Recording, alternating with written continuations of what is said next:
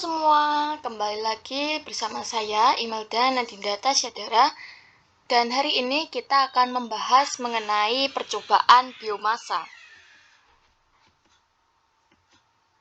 Nah, kenalan dulu yuk. Perkenalkan, namaku Imelda Nadinda, aku dari kelas X3 absen 12 dari SMA Negeri 1 Surakarta. Dan hari ini aku membuat PPT untuk memenuhi tugas laporan percobaan biomasa. Nah, setelah perkenalan, kita akan masuk ke dalam konteks apa saja yang akan kita bahas di dalam PowerPoint ini. Yang pertama adalah mengenai tujuan, konsep fisis, alat dan bahan, hasil, kemudian kesimpulan. Lanjut, untuk yang pertama, kita akan membahas mengenai tujuan dari percobaan ini. Percobaan biomasa itu tuh sangat penting buat dilakukan dan supaya kita itu bisa mengerti bagaimana konsep energi alternatif yang ada pada percobaan biomasa. Nah, percobaan biomasa sendiri juga berguna untuk memberikan gambaran sederhana mengenai cara kerja biomasa dan memahami fungsi bahan utama yang digunakan dalam percobaan. Pada percobaan kini kita akan melakukan dengan menggunakan gula dan juga fermipan, di mana gula ini berfungsi sebagai makanan bagi fermipan yang mengandung ragi. Lanjut, setelah kita membahas tujuan, kita akan membahas mengenai konsep fisis. Apa itu konsep yang ada di dalam percobaan biomasa? Biomasa itu merujuk pada organisme makhluk hidup yang hidup atau baru mati, dan bisa dijadikan sebagai bahan bakar atau bahan industri. Nah, gampangannya, biomasa bukan hanya bisa digunakan sebagai bahan pembuatan bahan bakar, tetapi juga bisa digunakan sebagai bahan pembuat zat kimia dan produksi serat. Biomasa tidak mengalami proses transformasi yang bersifat lama dan geologis seperti batu bara dan minyak. Bahkan untuk percobaannya sendiri, kita bisa melakukannya dalam waktu yang relatif singkat dan tidak memakan waktu berjam-jam. Setelah kita membahas mengenai konsep fisis, kita akan masuk ke dalam alat dan bahan. Untuk alat dan bahan sendiri yang kita gunakan itu sangat sederhana, di mana kita memerlukan gunting, sendok makan, 1 kertas HVS putih, 2 botol mineral 500 ml, 1 saset fermipan, 5 sendok makan gula, 2 balon, dan juga 500 ml air hangat. Ingat ya, air hangat. Dan tidak semuanya akan digunakan karena hanya akan digunakan untuk mengisi 3/4 botol saja. Dan itu tidak sampai memakan 500 ml. Oke, kita lanjut. Setelah kita membahas alat dan bahan yang kita butuhkan untuk percobaan ini, kita akan membahas mengenai langkah pengerjaan. Tentu yang pertama kita harus menyiapkan terlebih dahulu alat dan bahan percobaan. Nah, dari alat dan bahan percobaan itu kita memiliki botol air mineral yang akan digunakan sebagai wadah untuk menutup balon. Nah, pertama kita coba buka dulu tutup botolnya. Tutup botolnya ini bisa dibuang karena tidak digunakan lagi dalam percobaan. Kemudian, air panas atau maksud saya air hangat yang sudah disiapkan dituangkan ke dalam 2 botol hingga memenuhi 3/4. Jangan terlalu penuh dan jangan terlalu kurang. Kemudian, kita membentuk kertas HVS seperti corong dan masukkan ke dalam leher botol. Apa sih fungsi kertas HVS ini? Kertas HVS ini berfungsi untuk menyaring fermipan dan juga gula yang akan kita masukkan ke dalam botol sehingga pada saat kita memasukkan itu tidak berceceran dan lebih rapi. Setelah kita membentuk kertas HVS seperti corong, kita akan menggunting saset fermipan.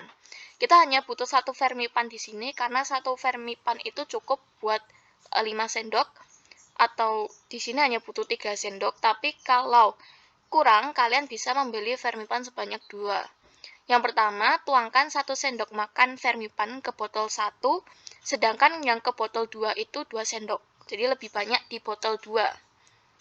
Setelah memasukkan fermipan, lanjut kita akan memasukkan bahan selanjutnya. Yaitu yang pertama adalah gula. Di mana kita harus memasukkan 2 sendok makan gula ke botol 1 dan 3 sendok makan gula ke botol 2. Jadi kata kuncinya di botol 2 itu gula dan fermipan yang dimasukkan lebih banyak. Nah, setelah kita memasukkan fermipan dan gula, kemudian kita lepas kertas HVS. Lalu kita tutup botol atau tidak usah ditutup, nggak apa-apa, kita langsung kocok saja hingga semua bahan larut. Jangan sampai ada endapan di bawah karena ini juga akan berpengaruh pada hasil percobaan. Kemudian setelah kita mengocok semua bahan, kita ambil balon yang sudah disiapkan dan tutup leher botol menggunakan balon. Jangan terlalu dalam karena kalau menutup botolnya terlalu dalam, takutnya balonnya akan mengembang kurang sempurna atau bisa jadi rusak. Setelah kita menggunakan balon, kita mengamati apa yang terjadi di botol 1 dan 2. Prosesnya sekitar 5 menit. Bila memiliki fermipan dan gula lebih banyak, maka prosesnya juga makin cepat. Nah, setelah kita mengamati botol 1 dan botol 2, kemudian kita temukan apa perbedaannya, lalu catat hasil pengamatanmu. Nah, dari langkah-langkah di atas, kita bisa mendapatkan hasil berupa, yang pertama, hasil percobaan tersebut adalah balon di botol pertama itu lebih lama mengembang, berbanding terbalik dengan botol kedua. Kenapa kok bisa? Sudah berulang kali saya tegaskan di awal kalau botol dengan mengandung gula dan fermipan lebih banyak itu tentu akan lebih cepat mengembang. Dan ini bisa terjadi pada botol 2 di mana memiliki 2 sendok fermipan dan juga 3 sendok gula. Nah, lalu apa sih fungsi gula dan juga ragi? Gula di sini berfungsi sebagai pemberi energi bagi ragi atau fermipan. Lebih banyak gula artinya ragi akan berkembang lebih cepat. Nah, kemudian kita juga menggunakan air hangat sebagai media perkembangan ragi. Dan dari percobaan biomasa tersebut akan dihasilkan gas CO2 dan alkohol. Kok bisa ada gas CO2 di sini atau karbon dioksida? Jadi ketika kita melakukan percobaan, kita menggunakan fermipan, di mana fermipan ini biasanya digunakan sebagai bahan dasar roti. Di mana kita ketika menggunakan fermipan untuk membuat roti itu akan mengembang sempurna karena fermipan itu akan berubah menjadi partikel-partikel gas yang kemudian berubah menjadi CO2 dan membentuk lubang-lubang kecil pada permukaan roti sehingga roti bisa mengembang. Nah, sedangkan juga menghasilkan alkohol, konsepnya sama seperti ketika kita melihat proses pembuatan sake, di mana juga menggunakan ragi pada proses pembuatannya. Setelah kita menemukan hasil dari percobaan itu, kita akan menarik sebuah kesimpulan bahwa percobaan biomasa yang dilakukan oleh kelompok 4X3 berhasil dilakukan, di mana balon berhasil mengembang sempurna.